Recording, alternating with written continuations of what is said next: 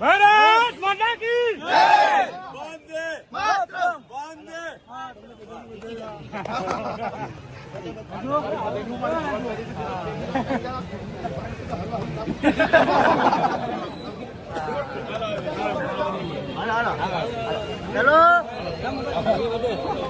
તો હાલ સારું વાતાવરણ બનાવવા નિમિત્ત બનીએ. મોરબી સિદ્ધિભાઈ.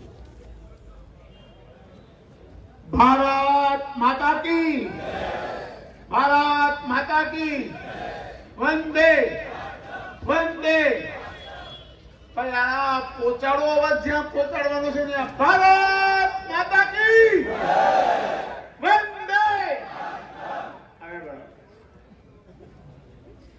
આ કોડીનાર છે, આ કોડીનાર છે ને આ બીજા પણ કોડીનાર નો છે। ઘણા એ અનુભવ્યો હશે ને ઘણા બાકી છે એ અનુભવ છે। 35 વર્ષના વાણા વીતી ગયા, 35 વર્ષના।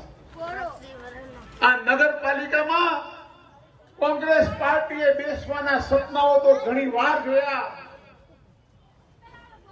પણ ક્યાંય ન થયા। એ કોંગ્રેસના કેટલાય હીરો આવી આવીને બદલાઈ ગયા, એક પછી એક હીરા આવે। આ નવો નવો માલ આવે, ગામ જોઈ જાણીને પાછું જવા દે। હમણાં નવું કન્ટેનર આવ્યું, બોલવે ચાલવે જરા હોશિયાર લાગે, વિડીયો ક્લિપો હારી બનાવે છે, અને લગભગ એ બધી આ રીલ કંપની જેવું છે કે રીલું મોકલે ને રીલું સાંભળે, ઘર ઘરના મોકલે ને ઘર ઘરના જોઈને પાછા ઘર ઘરના વયા જાય। આ શહેરને પારખવું ને એ પણ એક અઘરામાં અઘરા રાજકારણીની આવડતનું કભાગ છે। આ શહેરને પારખવું કોઈ પણ રાજકારણી માટે અઘરું છે। વાતાવરણ તો એવું બનાવે કે એને સભ્યો જ જડે નહીં। એને એ ખબર નથી પડતી કે આ ભાજપ એનામાં 15 માણસો મૂકી આવ્યા ને એની પાસે ફોર્મ ભરાવીને પાછા વહી આવ્યા। તોય એમ કે ઘણા લોકો બિચારા એમ કે છે કે આ દિનુભાઈ નો અમે ખૂબ ખૂબ આભાર માનીએ કે અમારી કોંગ્રેસને બેઠી કરી। અરે ભાઈ, ડોહીને હાંઠીએ સડાવીને ગામમાં ફેરવી ઈ વાત કરની। ડોહીને તમે 1.5 હેર ઘી પાવતો એ પાછી થોડી જવાન થાય, ડોહી જ હોય। અને આ બધી સપના ભૂલી જાય ભાઈ, અને જ્યાંથી આવ્યો ને રવાના થા એટલે ગામ શાંતિથી આરામથી રહે।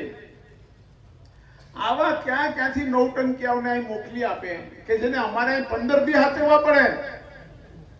આ નવી આઈટમ નો આવી હોત ને ત્યાં ગામમાં આ વખતે પણ આપણે 2 વાર અગાઉ આ નગરપાલિકા બિનહરીફ થઈ છે।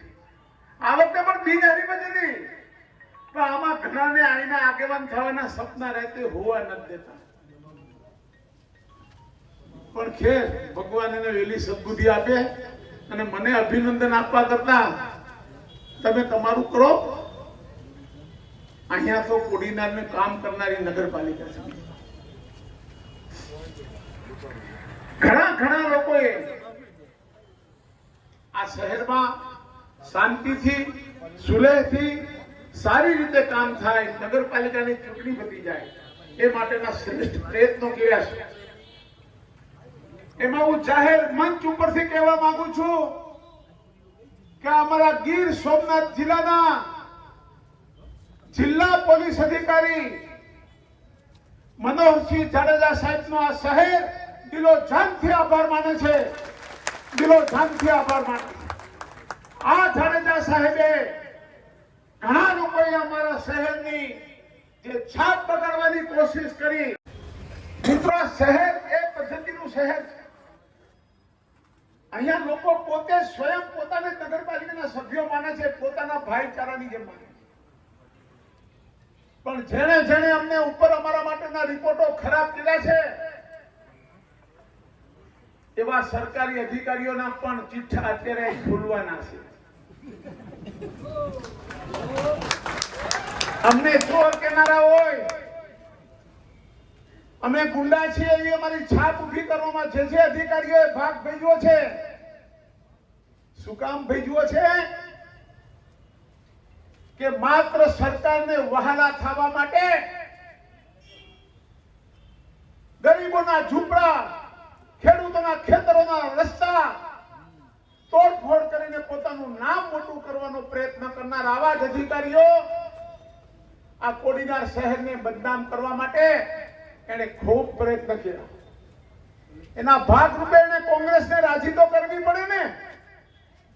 તો શું કર્યું ભાઈએ? એને શક્તિસિંહ કોંગ્રેસના મોટા નેતા હારે દોસ્તી કરી.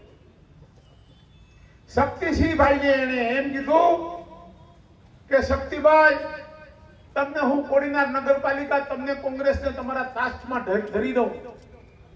તમે મને ગમે એમ કરીને વેરાવળના મારા થયેલા કામથી મને સુપ્રીમ કોર્ટમાં જે રીટ પિટિશન દાખલ થઈ છે ને, એ રીટ પિટિશન થી તમે મને બચાવો.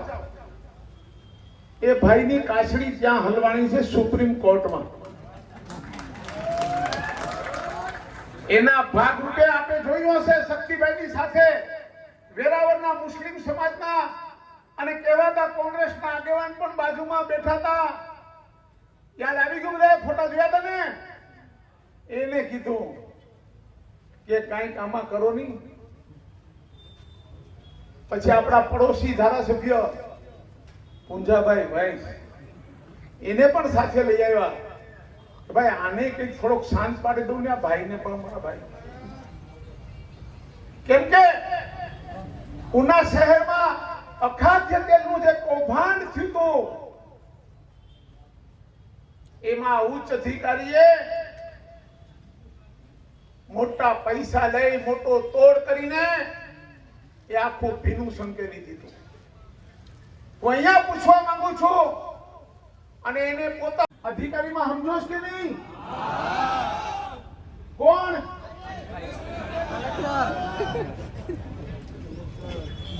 આણે ગઈકાલે બધામાં મોકલ્યું ગાડીઓ કે દીદું ઝૂકી જાય. તારી 7 પેઢી આવે ને, 7 પેઢી આ નહીં ઝૂકે. હું મારું જીવન ન્યોછાવર કરતો જ્યાં સુધી તને ભ્રષ્ટાચારી સાબિત ન કરી દઉં ત્યાં સુધી મારા જીવનના અંતિમ સમય સુધી તારી સામે હું લડાઈમાં રહેવા. મને ખબર છે કે તું 2, 4, 5 મહિનામાં 6 મહિનામાં રિટાયર થઈ જા, એ પછી પણ મારી લડાઈ હું તારી સાથે છોડીશ નહીં. તને પૂછવું હોય તો પૂછી લેજે આ કોડીનારના કડેલના શાસ્ત્રીને. સુપ્રીમ કોર્ટ સુધી અમે છોડ્યો નતો એને. અને તું તારે ભ્રષ્ટાચાર કરવા છે, તારે રૂપિયા ભેગા કરવા છે, અને તું અમને દબાવ આવે છે એમ? મારું જેટલું પણ ગેરકાયદેસર હોય ને એટલું તું તારે પાડી નાખ એટલે મારે બધું કાયદેસર થાય. મારા છોકરાઓને પછી શાંતિ. પાડી જ નાખ, જેટલું હોય એટલું કાઢી નાખ. મારા બાપાએ મને ખૂબ આપ્યું છે. મારે તને કેવું છે? પણ હું તને કઈક પ્રશ્ન પૂછવા માંગુ છું આ જાહેર મંચમાંથી. હું ગુજરાત સરકારને પણ વિનંતી કરું છું, મુખ્યમંત્રી શ્રીને પણ વિનંતી કરું છું કે મારા મુદ્દાઓનું તમે ધ્યાનથી અમારી સાર્વજનિક રજૂઆતના રૂપમાં લઈ અને આ ઉચ્ચ અધિકારી ઉપર સીબીઆઈ કક્ષાની એસીબીની તપાસ મુકાવવા અમારી હાર્દિક વિનંતી છે. અમારા મુદ્દાઓ ખોટા હોય તો એમને જે પણ કાયદેથી થતું હોય ભલે મારી પર કરે, પણ અમારા મુદ્દાઓની તપાસ ગુજરાત સરકાર કરાવે એવી વિનંતી છે.